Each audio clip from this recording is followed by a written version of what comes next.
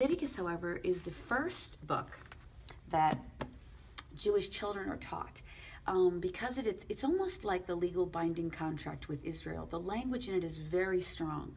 And you're going to notice when you read the TLV, especially when you read it online, because it's going to be on Logos soon, and it's going to be, it's currently on Bible Gateway and on YouVersion, you'll start to see that the word shall is used a lot more liberally in the book of Leviticus. Now, why is that?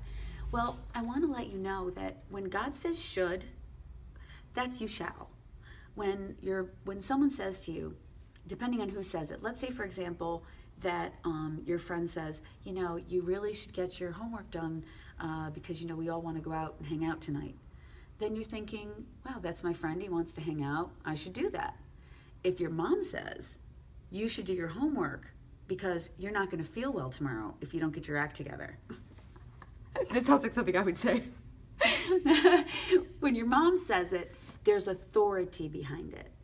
And so when we were trying to make decisions about this Bible and what language to use, what English language to use, we realized that if we turned every should into shall, then we were going to be turning the Bible into that old English, thou shalt, thou shalt. We don't really talk that way anymore.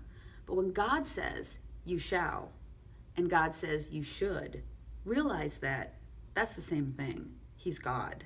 And when he says, it's time for you to pay attention and follow his laws, that's what he means.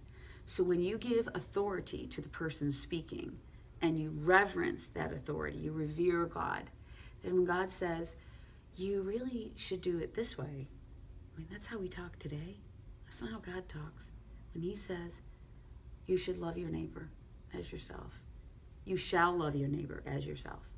The only difference there is that if you have to talk more strongly, it's because people aren't listening. So there's a lot of people that have given up on listening to what God says in this book. But the fact of the matter is, this book always tells the truth, never leads you down the wrong turn. What we do is we need to make choices for God and to revere his word.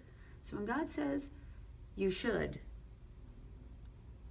remember, he loves you. And he's trying to help you walk the right path. Have a great day.